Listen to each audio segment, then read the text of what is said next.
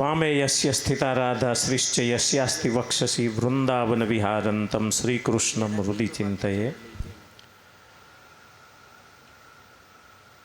व्यासासने विराजमान परम पूज्य सद्गुरु नित्य स्वरूपदास जी स्वामी,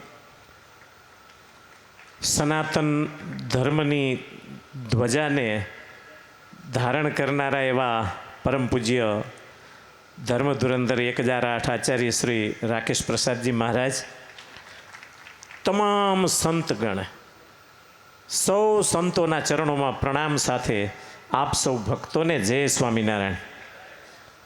थोड़ुक धीरू नहीं, हरखू बोलो बापला, आज पहलो दिवस है। हो जय स्वामीनारायण। हाँ, આપણે ક્યાં આવ્યા છીએ એનો ખ્યાલ રાખવો જોઈએ।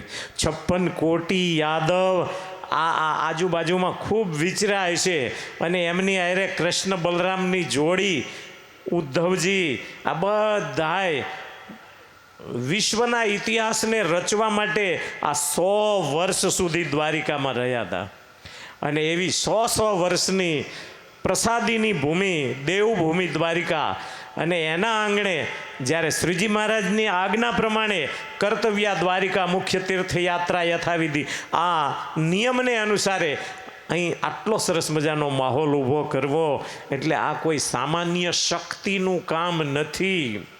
હમણાં કહ્યું ને ભાઈ અમારે માધવ સ્વામીએ કે આસામમાં કથા કરવી હોય તો કરી શકે સ્વામી, તમે જ કહ્યું ને કે ના, હરજીવન સ્વામીએ કહ્યું આસામમાં કર્યો। અરે આસામ કરતા આસામી બેઠા છે ને એટલે થાય છે। હો,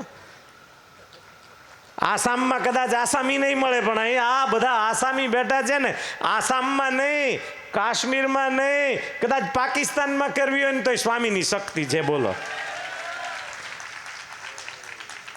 ઠાકોરજી જેની સાથે હોય એનાથી શું ન થાય। અને હરિભક્તોને સ્વામી કેટલું જતન કરે છે તમે જુઓ તો ખરા। એક નાનો દાખલો દઈ દઉં, સમય નથી, પણ એક હોડી ચાલી જતી હતી, એમાં માણસો બધા બેઠા, એમાં એક માણસની પાસે માકડું હતું। માકડું, તે માકડું તો શાંતિથી બેસે નહીં, ઘડીક આમ કૂદે ને ઘડીક આમ કૂદે ને હોડી હાલક ડોલક થાય। એટલે બધાએ કહ્યું કે ભાઈ આ તારા માકડાને શાંતિથી બેહાર, પણ માકડું માને? સ્વામી માકડું ન માને। હો, તો કોઈ વાતે માકડું શાંતિથી બેસતું નહોતું। એમાં એક ફિલોસોફરે અંદર બેઠો હતો। એ ફિલોસોફરે એમ કહ્યું કે ભાઈ તારા માકડા ઉપર હું થોડો પ્રયોગ કરું, તારી હાજરી, તારી રજા અને તારી ઈચ્છા હોય તો માકડાને હું શાંત કરવાનો કોશિશ કરું। તો કે કરો તમ તાર, વાંધો નહીં। એટલે ઓલાએ સીધો માકડાને મારી દીધો દરિયામાં ધક્કો। માકડું માંડ્યું તણાવા અને હલેસામાં એવું ગળકા ખાવા માંડ્યું। માકડાને એમ થઈ ગયું કે મારી નાખ્યા, આને મને ધક્કો દઈ દીધો, હવે મારે જવું ક્યાં?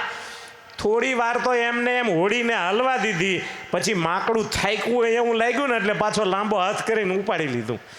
એવું શાંતિથી ખૂણામાં બેસી ગયું ને તે માકડું છેક સુધી બોલ્યું ચાલ્યું, ઠેકડો મારવાનું બધું બંધ કરી દીધું। એમ સ્વામીની કથા સાંભળીને આપણા મનના માકડા પણ શાંત થઈ જાય છે। હો, એટલે ભગવાનને પ્રાર્થના કરીએ સ્વામીને પૂરેપૂરી 100 વર્ષની આવરતા આપે અને સ્વામી ખૂબ ઘર સભાઓ કરી અને આપણા સંપ્રદાયનું નામ રોશન કરે। બીજી કંઈ મારે લાંબી વાત કરવી નથી। અહીં આ દ્વારિકાની ભૂમિમાં આપણે આવ્યા છીએ ને તો એનો પૂરેપૂરો જેટલું રહીએ એટલો લાભ લઈએ। ભક્તોના બધા યજમાનોના તમામ મનોરથોને ભગવાન પૂરા કરે એવી શુભ ભાવના સાથે સંતોના, મહારાજશ્રીના અને વક્તાશ્રીના ચરણોમાં ફરી ફરીને પ્રાર્થના કરી, વિનંતી કરી, વંદન કરી અને મારા વક્તવ્યને વિરામ આપું। જય સ્વામિનારાયણ।